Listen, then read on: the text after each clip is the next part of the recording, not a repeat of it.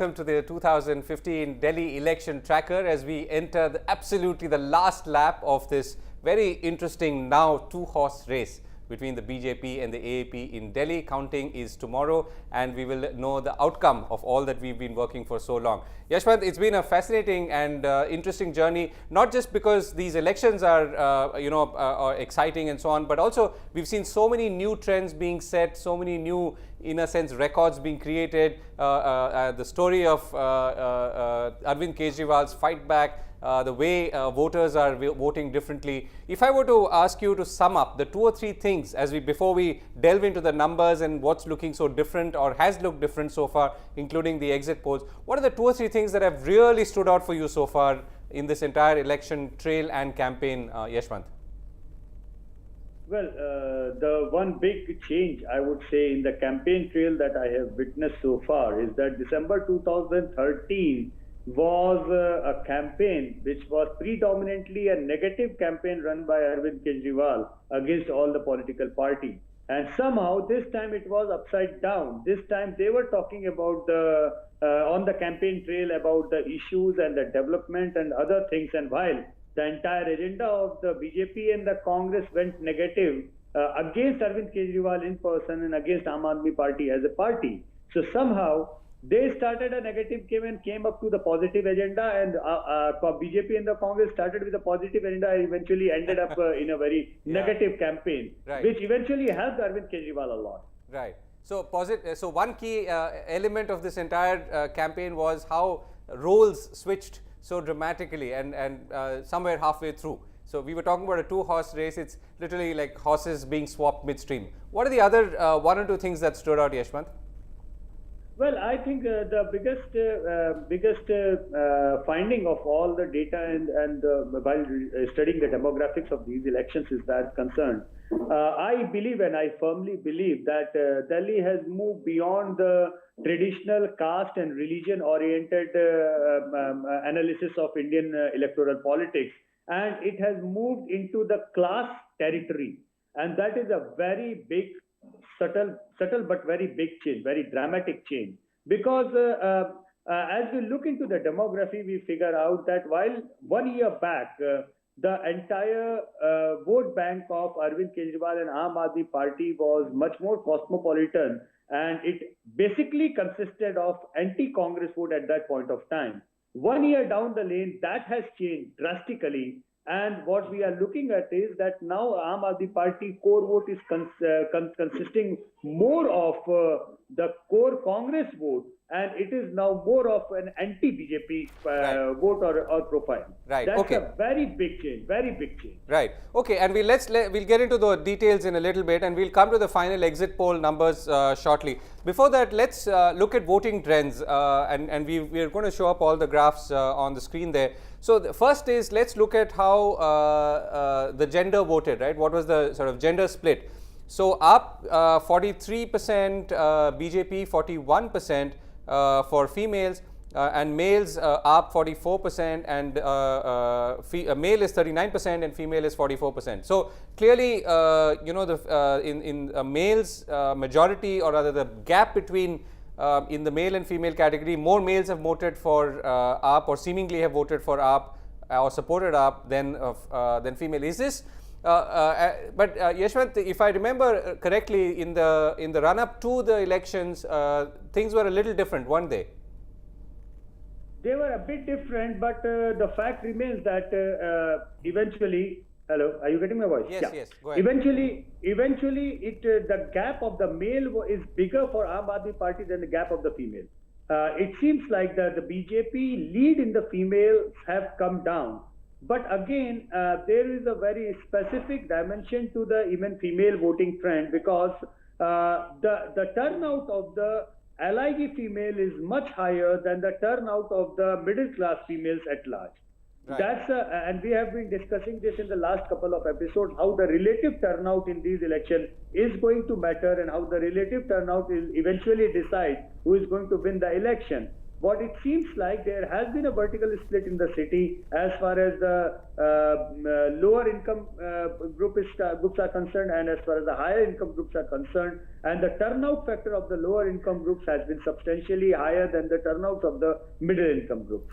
Right. Okay. So let's go to the next one, which is really age and demographics, and this is very interesting.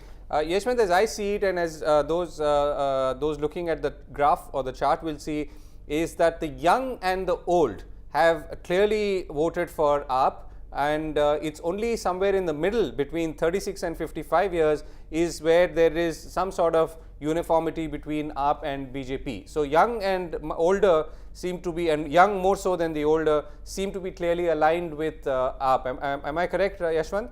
Clear lead among the youngsters, and this is precisely what should worry BJP a lot, because this is precisely the segment which voted for Narendra Modi. And I can say without any hesitation and without any doubt that the so-called utterances of the so-called fringe elements within the ruling party diaspora right now, I think that has a lot to do with the youngsters moving away from the BJP in the last 3-4 months, and especially the young females. That has been a big change. That has been quite a substantial change. If you look into the age and the gender demographics, you will figure out that the middle age and the higher age females have voted for the BJP, but the young age females have big time gone decisively in favor of the Aam Aadmi Party, and that has a lot to do with whatever stupid statements, utterances that have been given by the extreme right wing of the BJP and all those who talk in the name of Hindutva and that kind of elements, which the BJP conveniently says that it's a fringe element. But now they must understand that if the fringe element becomes your central element, then this is what happens, what you are looking on the screen. Right. Okay. Let's move to the next one, which is really, how literate literate are the constituencies or segments, and how have they voted.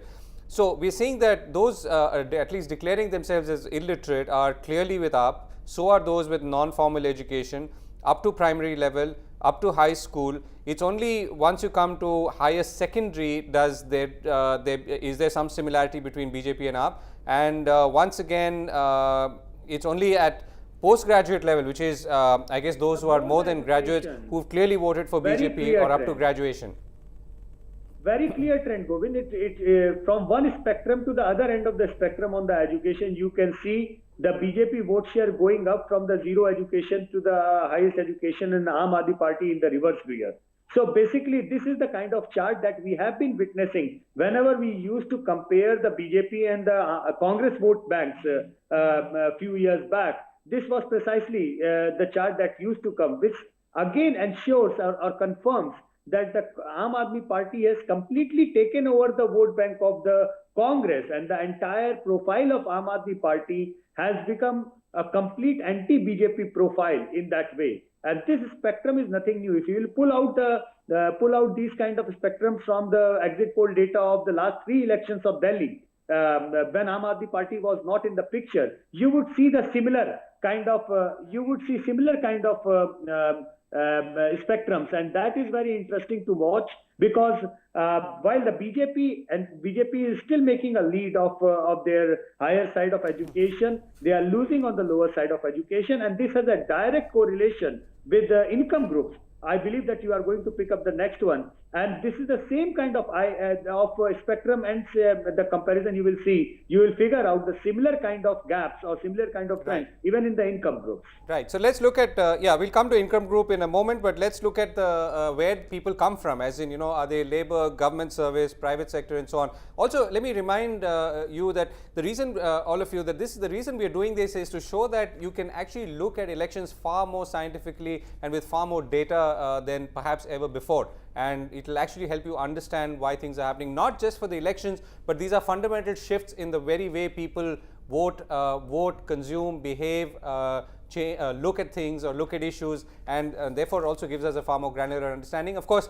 coming up a little later will be the exit poll, and we'll look at that a little more closely. Now let's come back to who are the people who voted and where they came from. So Labour or general Labour, as you can see on the screen, 50% with AAP, government service 44%. So private sector is 43, slightly higher than AAP, except in the case of business and self-employed, where it comes a little close.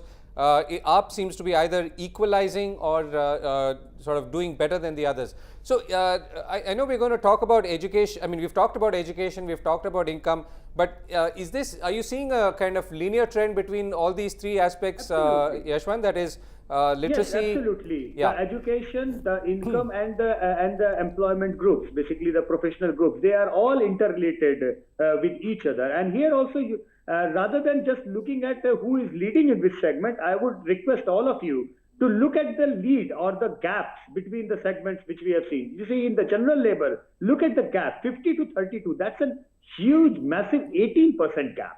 And the service sector gap, the gap is lower, but still Aam Aadmi Party is leading on most of things. But it's only in the business section or that kind of or self-employed where the entrepreneurs are concerned. That is where the BJP gets a substantial number of votes. But look at the gap between the general labor and the gap between a business person. Look at that, and then you will understand that precisely what kind of division that we are looking at. Again underlining the fact that this is pretty much on the same spectrum that we used to see 10 years back when BJP and Congress used to be in the bipolar contest in Delhi or any other state. It's a similar kind of spectrum. Only thing is that I believe that what eventually Aam Aadmi Party scored few points more is in the government and the private sector, where in our pre-poll survey it was either coming neck and neck or it was coming slightly couple of points lead for the BJP. In the exit poll, it has come down couple of points lead for the Aam Aadmi Party.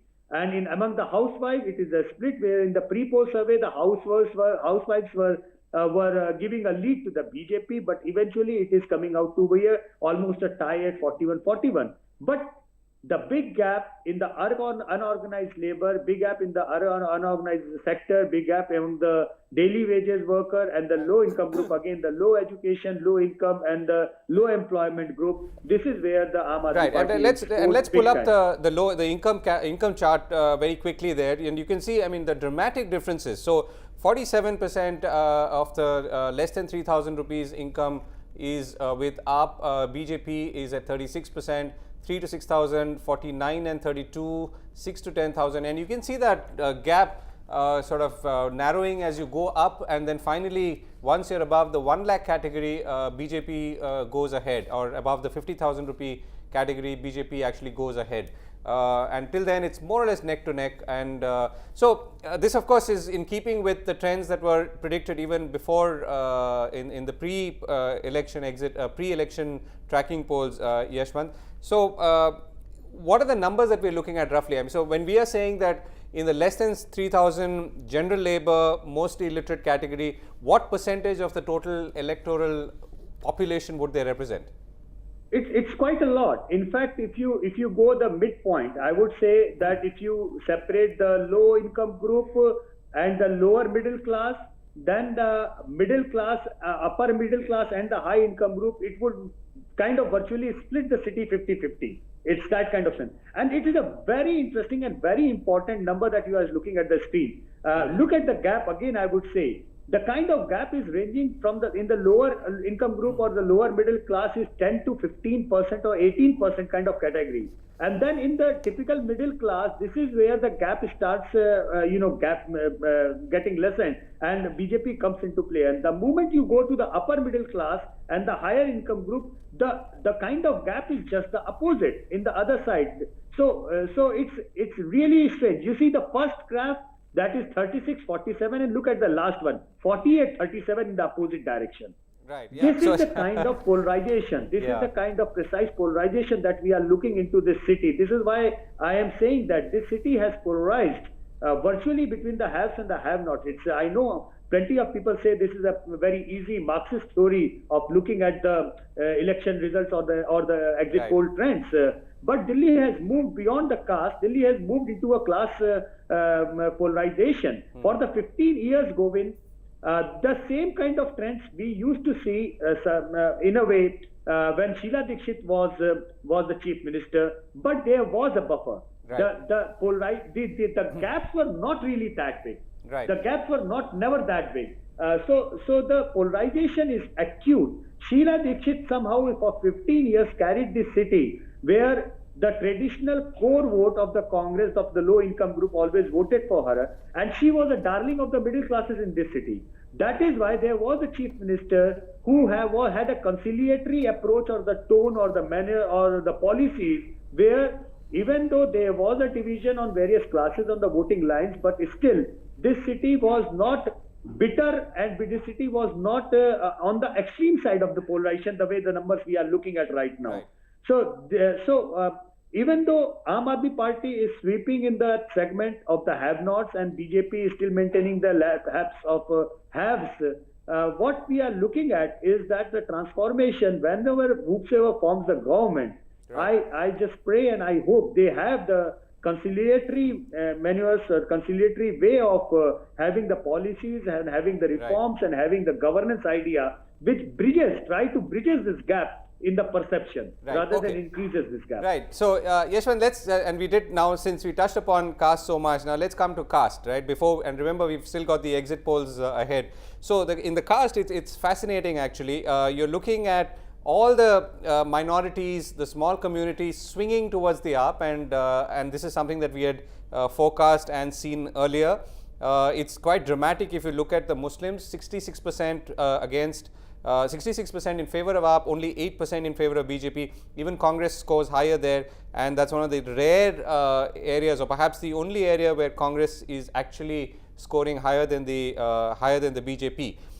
Then if you look at Brahmins, Gujars and Jats are all in favor of BJP, whereas the scheduled castes, other scheduled castes are much higher in favor of AAP. It's right down at it's the last line, and the Valmikis are also strongly in favor of AAP at 49 to 31.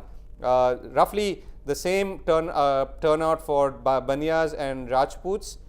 But again, just to go up, Punjabi, Khatris, yeah, they're roughly the same. Brahmins, of course, are in favor of the BJP. So, if you were to now draw an arc, Yashwant, so we talked about literacy, income, where people were working, if they were working, what is the kind of background they came from, and finally their caste, right? So, are there sort of clear trends between, and can we draw a little map as to say where people would fall now? Well, those who are into traditional way of looking at this data, they would argue that, why, Yashwant, you are saying that Delhi has moved beyond the caste politics. It is very much looking casteist on your screen because they are very much on predictable lines. But I'm sorry, they are not. Let me tell you why.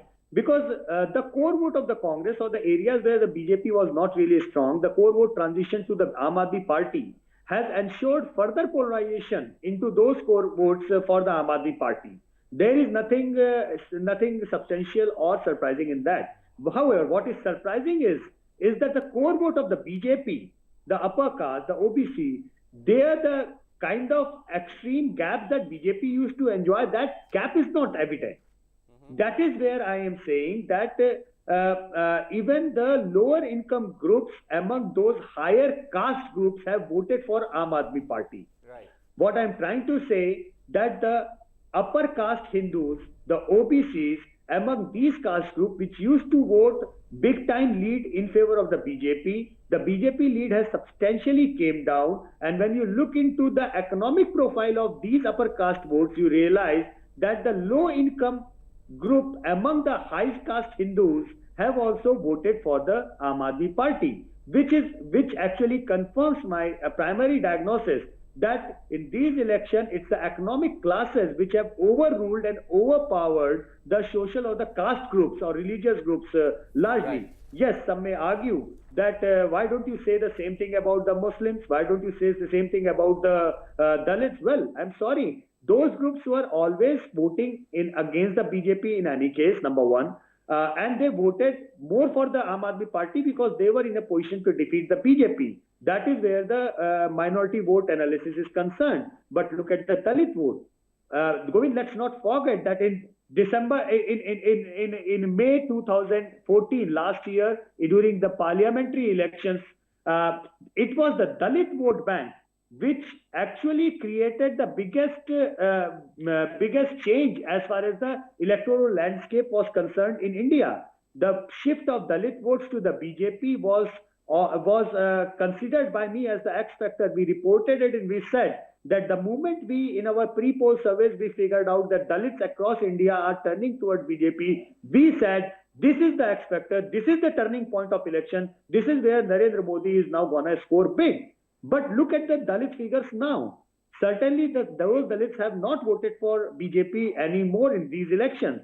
So, Dalits in aspirational value, they did vote for the BJP 1 year back. But as far as the economic class value is concerned, the Dalits have voted, a poor Dalit has voted as much as for Aam Aadmi Party as the poor Brahmin have voted for Aam Aadmi Party, or as the poor Muslim has voted for Aam Aadmi Party. Muslims at large have voted also for defeating the BJP, that they have been doing this tactical voting all along for so many years now. But but among the non-Muslim population, I presume and I confirm and I recur that it's basically the economic divide, economic class that has worked overriding the sentiment of the caste and religious lines. Right. And that this really sort of reinforces it, at least at the poll stage. And of course, we have to now wait and see what the final results are like. Let's quickly now run over the exit polls as we've sort of running out of time. So, if you ask the question, who did you vote for in the elections today? Vote share projections, 40% is with BJP, 43% with AAP. But the vote seat translation is of course quite different. In the BJP, you're looking at 25 seats to 33 seats, and AAP is from 35 to 43 seats. So, higher vote share projection for BJP compared to the last Vidhan Sabha elections in 2013.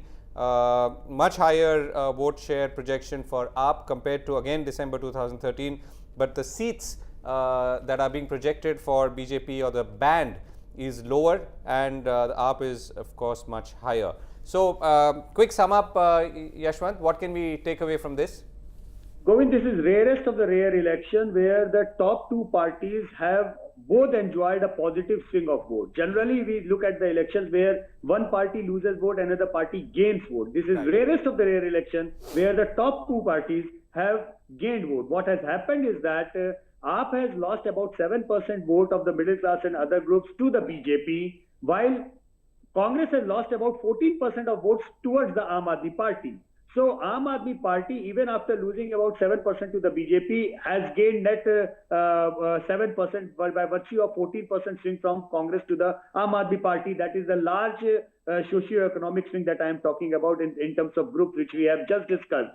But largely speaking, both parties have gained votes. Aam Aadmi Party has gained more votes than the BJP could have gained. And so they are coming up as a winner. In our last opinion poll, we figured out 43% for Aam Aadmi Party. That remains very much there. In our last opinion poll, we figured out 44% for the BJP, which has come down to 40. This has largely to do with the lesser turnout of the middle classes and the upper income group, and higher turnout of the lower classes. Basically, if you look at the Congress vote share, that has also been a bit couple of percentage higher than our opinion poll estimates into the exit poll. That also confirms again the core vote of less income, less education, Dalit, Muslim, and that part of the demography coming out in larger number and voting for some of the votes have again gone for the Congress, and this is why their votes are 2 points more than our pre-poll survey estimate. Right. Okay, Yashwant, to sum up, just a background to those who are watching. 25,796 respondents were interviewed. This is a 5 p.m. poll on that's yesterday. That's the 7th of February. Sorry.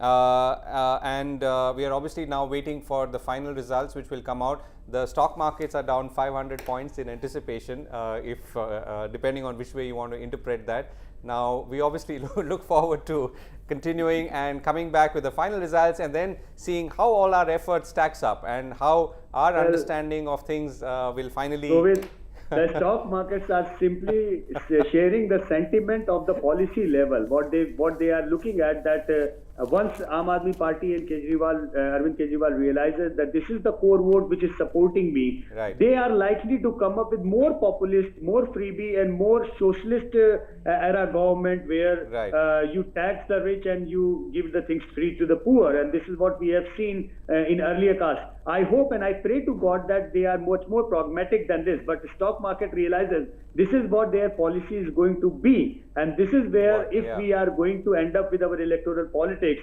I guess that economy has might have a difficult time into the days. But I just pray that whomsoever comes to power, they try to bridge the gap. As I say, we need a much more inclusive government which has a much more inclusive policy at large. Right, and Delhi is very important, as we've reiterated through this series, and perhaps more important than we ever thought it would be. Thanks very much for watching, folks. We'll be back tomorrow after the results, it appears, but we'll have the final numbers and of course help you draw this arc that we've been trying to draw right through the 3 months of drama that we've been witnessing in Delhi, as there have been so many dramatic ups and downs. Thanks for watching.